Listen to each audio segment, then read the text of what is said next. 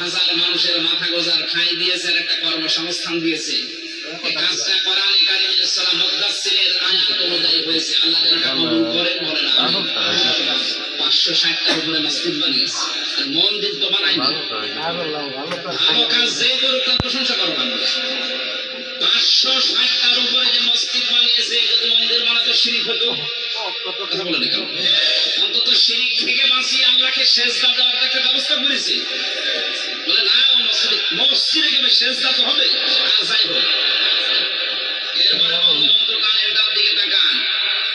এই পদ্মা সেতুর দিকে, বিশেষ করে বরিশাল বিভাগ আর খুলনা বিভাগের লোক সেতু। রাস্তার মধ্যে দাঁড় করিয়ে ৭৫ বছর বয়সের মুক্তিযোদ্ধাকে চট থাপ্পড় দিচ্ছে দালালের বাচ্চা, রাজাকারের নাতিরা।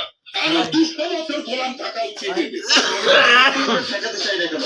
আওয়ামী লীগের পুনর্বাসন হবে। আওয়ামী লীগের পুনর্বাসন হলে আওয়ামী লীগ তো দেশে সেটা খুব ভয়ঙ্কর। ফেব্রুয়ারি মাসের ভিতরে অনেক নেতারাই আপনার দেশে আসার প্রস্তুতি নিচ্ছে। শেখ হাসিনাকে সসম্মানে মর্যাদার সঙ্গে ফিরিয়ে আনা হোক এই দাবিতে আওয়ামী লীগের কর্মী সমর্থকেরা তারা রাস্তায় নামা শুরু করেছেন। তারা এক এক করে রাস্তায় নামছেন, স্লোগান দিচ্ছেন, মিছিল করছেন এবং আজ সেই একই ছবি।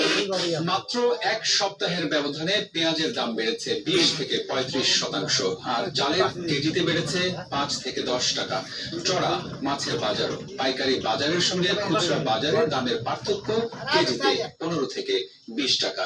ওই সরকারই ভালো আসলে, দাম একটু কম আসলে। এখন এই সরকার উঠতে তো দাম বেশি বাড়ছে, আমরা তো মরে যাব না খাইয়া।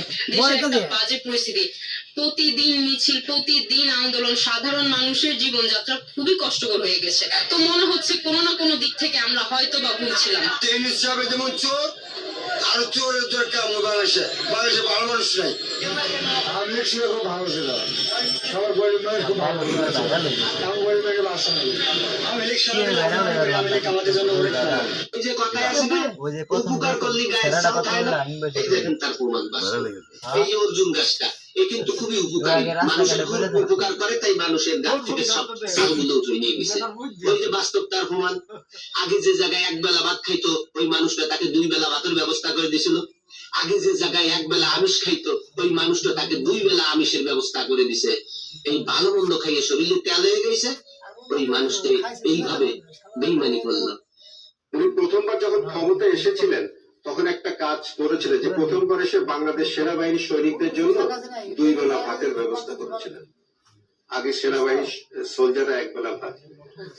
সেকেন্ড টাইম যখন উনি ক্ষমতায় এসেছে 2 বেলা আমিষের ব্যবস্থা করেছে। সেনাবাহিনী কিন্তু আগে 1 বেলা আমিষ পেত। উপদেষ্টা সাহেব স্পষ্ট করে আমরা বলতে চাই, এই পদে বসার যোগ্যতা আপনি নয়।